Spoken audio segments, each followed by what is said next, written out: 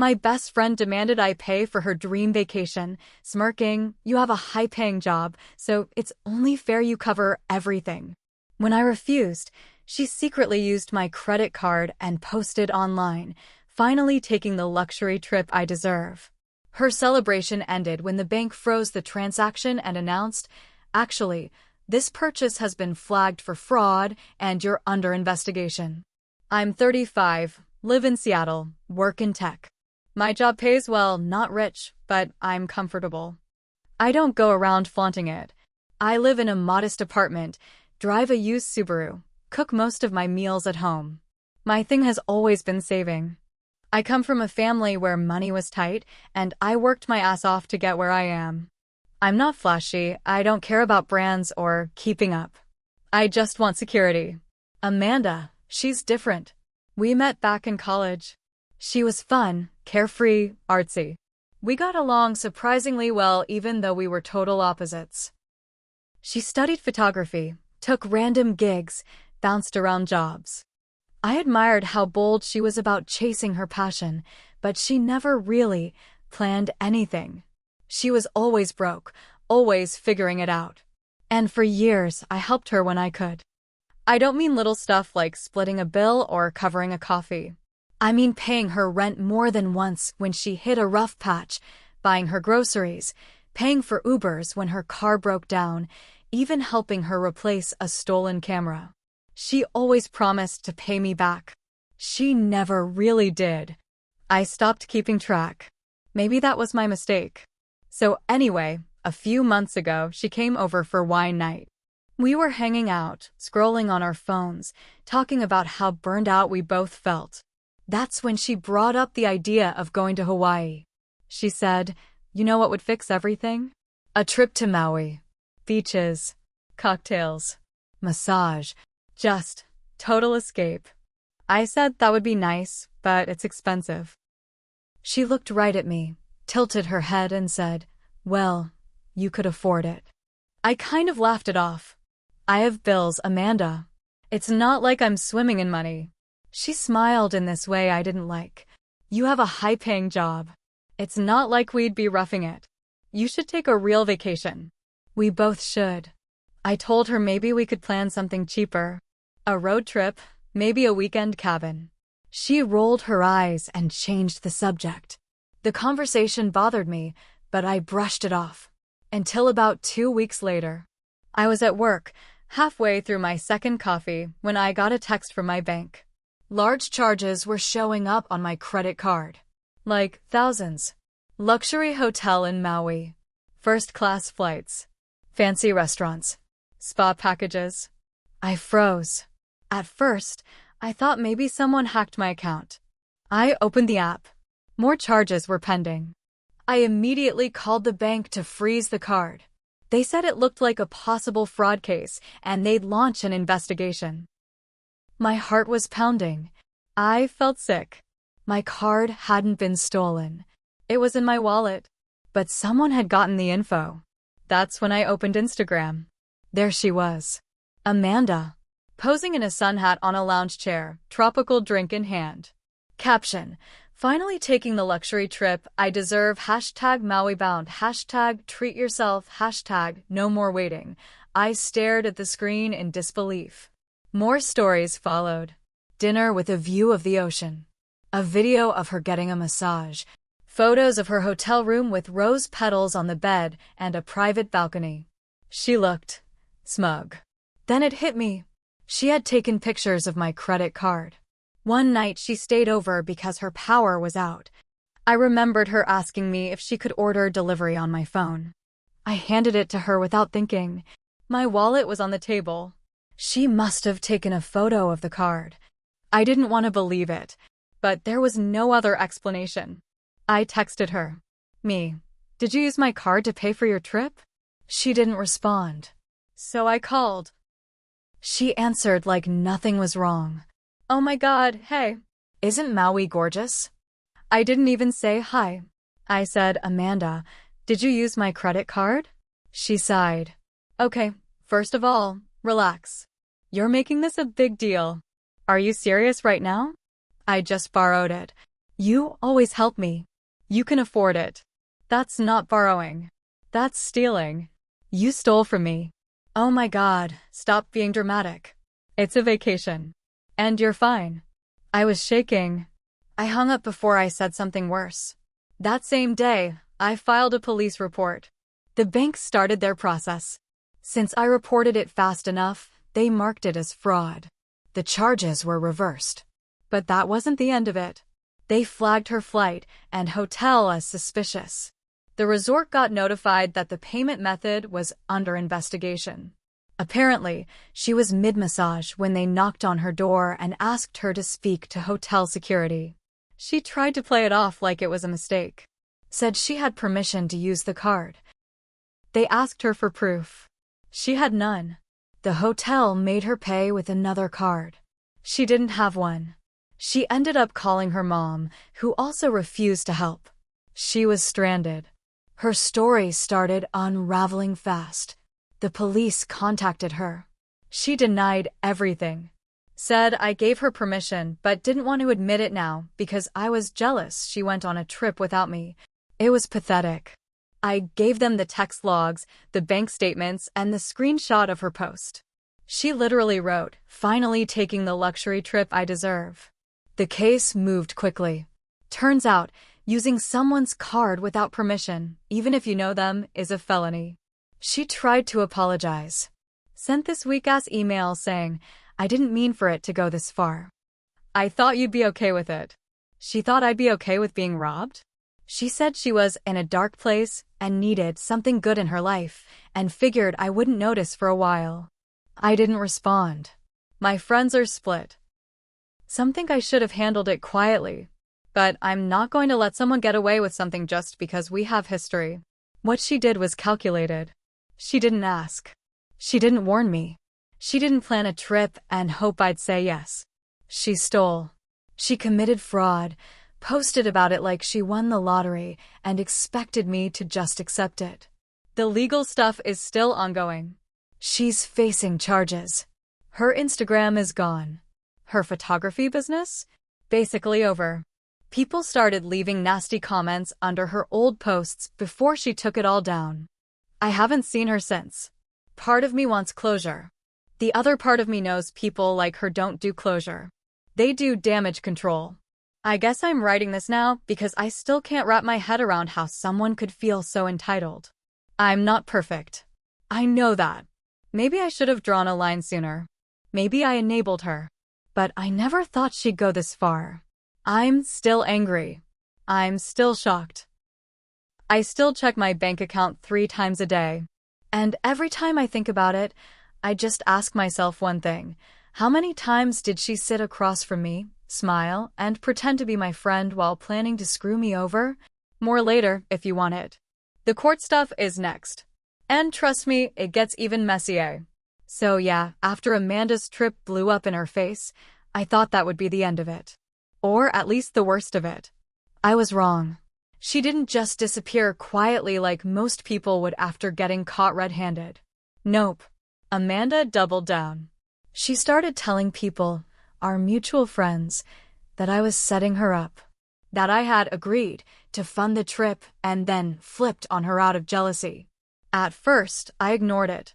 I figured anyone with common sense would see through it.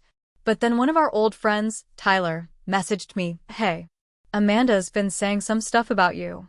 Is it true that you told her you'd pay and then reported it as fraud to screw her over?" I nearly threw my phone. I called him right away. Told him everything.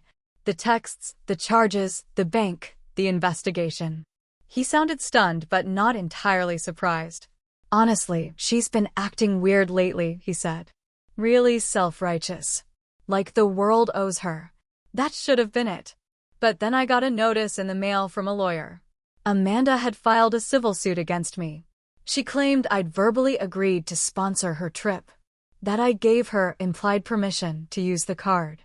That I was now slandering her publicly and damaging her professional reputation. I laughed at first because it was so ridiculous. But then I realized I had to actually show up in court and defend myself again, for something she did. Something I already went through the system for. Something she already got caught doing. My lawyer said it was a desperate move, likely an attempt to force a settlement or flip the narrative. But still, it meant court dates, legal fees, and stress. She was trying to make me pay, again, only this time through manipulation and loopholes. And the worst part? Some people believed her. There's this girl we both knew from college, Jenna. She runs a little boutique now, used to hire Amanda to take promo photos. Jenna unfollowed me, then posted some cryptic story like, "Sad how money makes people think they own others." It was a punch in the gut.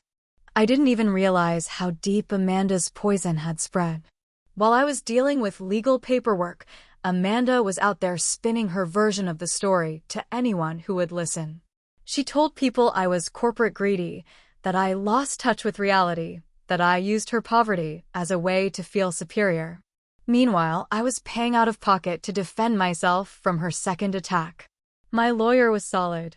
Thankfully, he pointed out how her story changed constantly. First it was I gave her the card willingly. Then it was I told her verbally she could use it as a treat. Then it was that I was emotionally manipulative and made her feel obligated to take the trip. The court asked for evidence. She had none. I had texts, statements, screenshots, reports. It was a long, slow grind. But even then, it wasn't over. Because Amanda, being Amanda, went one step further. She started a GoFundMe. Yep. She titled it, "Help Me Fight Back Against Financial Abuse." Claimed she was being legally attacked by a powerful ex-friend and facing a smear campaign. She posted pictures from Maui like they were part of some healing journey and said she was being punished for wanting joy. And people donated. Like, a lot. Some strangers. Some people we both knew.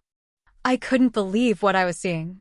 She was fundraising off the trip she stole, using my credit card, while I was paying legal bills and spending hours in depositions. I reported the GoFundMe. Twice. It stayed up. They said they couldn't remove it unless it violated their policies or included clear misinformation. And since she was sharing her experience, they wouldn't touch it. I was losing my mind. Everywhere I turned, she was twisting the story. She started making vague posts on other platforms, Reddit, Twitter, even Facebook, about narcissistic friendships, about financial power plays, about how women with money weaponize it against others. And it worked. People reposted, liked, commented support. She played victim like it was her job. But I wasn't done. I started keeping receipts. Every post. Every lie. Every twisted version of events. Because at some point, I realized this wasn't about the money anymore. It was about exposing her. She was using my life, my pain, and her own lie as a weapon against me, and I wasn't going to sit quietly while she built a platform on my credit card debt. There's more. So much more. Especially what happened when the fraud investigator brought up something I hadn't noticed. That the trip wasn't her first time. She'd done it to someone else before. And now? She was being investigated for multiple fraud claims. So yeah, the GoFundMe thing made me snap a little. I started losing sleep. Not just because of stress, but because I couldn't stop thinking about how she kept turning the story around, how people actually bought into it. But then something strange happened. Out of nowhere, I got a message request on Instagram from someone I didn't know. Username looked fake. No profile pic. Just a message that said, "You're not the only one she's done this to. Email me." At first, I thought it was a scam. I ignored it. Then another message came in.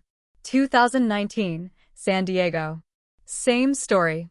Stole my friend's card, went to Cabo. Claimed it was a gift. Want the receipts? Now I was listening. I replied. Turned out, the person messaging me, let's call her Rachel, was a mutual acquaintance of someone Amanda used to know when she lived in California for about a year after college.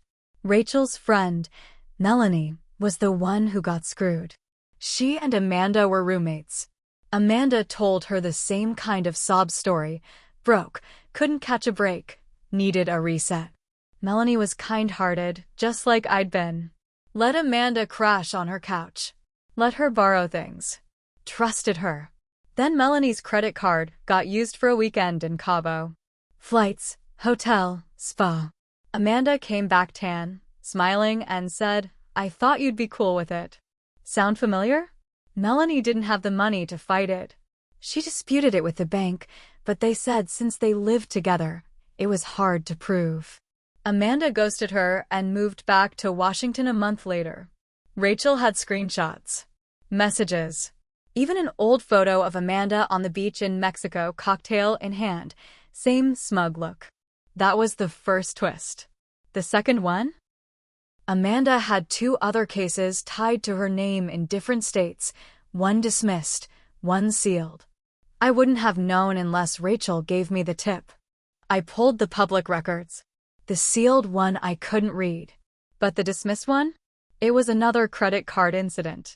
Charges dropped because the victim withdrew the complaint. Probably too exhausted to keep going. This wasn't an accident. Amanda wasn't spiraling or having a breakdown. This was a pattern. She scouted out generous, stable friends, leaned into their kindness, then bled them dry with the same "you can afford it" excuse. Always flipped the story. Always cried broke. Always played victim. And now she was doing it again, only this time, bigger. Louder. With hashtags. I gathered everything Rachel sent me. My lawyer started connecting dots.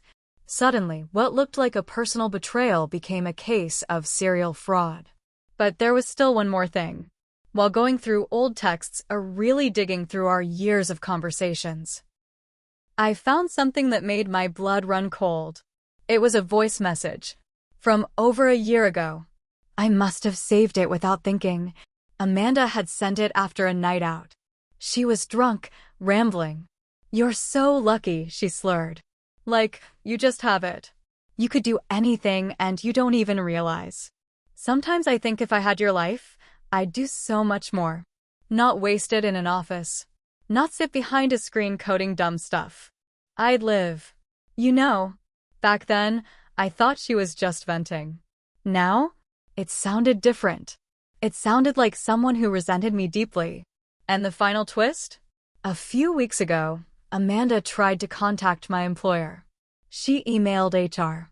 Said I was harassing her online, doxing her, violating privacy. It was total crap. She sent cherry-picked screenshots, stuff she edited to make it look like I was threatening her. HR pulled me into a meeting. I was shaking, embarrassed, but I showed them everything. The case files, the police report, the screenshots, the GoFundMe, the pending court stuff. My lawyer even wrote a formal statement. HR backed off. Thank God. But now I knew Amanda was getting desperate. She wanted to ruin me from the inside. If she couldn't win in court, she'd try to take my career. She was willing to burn everything. And she didn't care who got hurt. It's not just about one stolen vacation anymore. It's about a person who has spent years using others, twisting their kindness, and calling it love. A person who's built their whole identity around being wronged, when really, she's the one setting fires and acting like a victim of the smoke. But it's all unraveling now. One thread at a time. There's more. The trial's getting closer. She's running out of options. And the last card she tries to play? It might just be the one that breaks her. Everything came to a head faster than I expected. Amanda's civil suit was falling apart. The evidence we'd gathered from Rachel, Melanie, the screenshots, the bank statements, it was all airtight. My lawyer said her claims were paper-thin, but we still had to walk through every step of the process. The court date arrived. I dressed sharp, didn't say a word to Amanda. She looked tired, worn down, like someone who was used to faking it but had finally run out of script. She didn't look at me once. No eye contact. Just stared at her phone while the judge went through the case. Amanda tried to talk. Said it was all a misunderstanding. Claimed I'd changed my mind after agreeing. Said I was embarrassed about helping a friend and wanted to save face. The judge wasn't buying it. Then my lawyer dropped the bomb. The other incidents. The pattern. The trip to Cabo. The California case. The voice messages.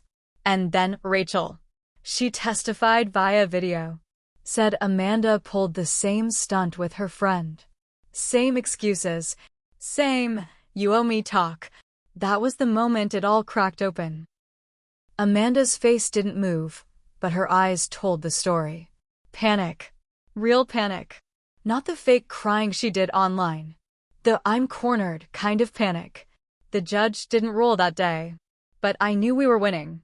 And then, right when I thought it was over, Amanda did something even I didn't see coming. She tried to settle. Sent a message to my lawyer asking if I'd drop the case in exchange for a written apology and her taking down all her online content. I said no. Not just because I wanted justice. Because I wanted people to see her for who she was. So the court moved forward. Amanda was found liable. Her fraud claims were rejected. Her civil suit was dismissed, with prejudice. And because of the evidence showing a clear pattern of deceit, she was referred back to criminal court for multiple fraud charges. Her GoFundMe? Shut down. The money was returned to donors. She was also ordered to pay my legal fees, which, of course, she couldn't afford.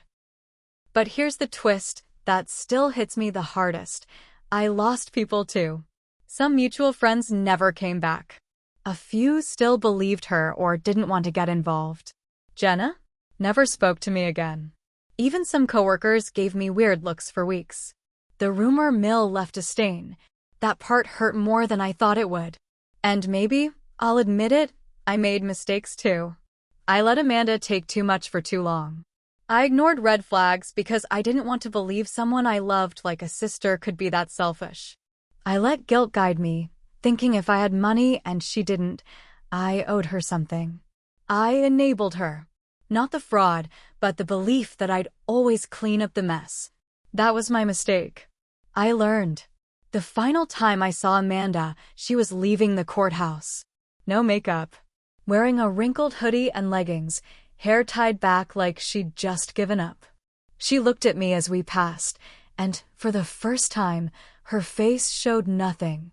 Not anger. Not sadness. Just hollow. Like she finally realized I wasn't coming back. And neither was anyone else. A few weeks later, she was arrested again. Someone else had come forward, another friend, another credit card, same damn playbook. This time, the state wasn't as forgiving. Amanda's facing real jail time now. She wanted luxury. She got a prison bed. She wanted attention. She got booked and fingerprinted. She wanted control. But in the end, she destroyed herself. And me? I'm not the same. I watch my back now. I lock down my stuff. I don't play the generous friend so easily. That part of me, the one that believed helping people meant letting them drain you, that part is gone. Sometimes revenge doesn't look like payback.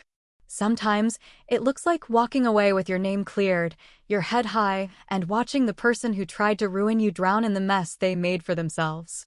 Amanda lit the match. She just didn't expect to burn alone.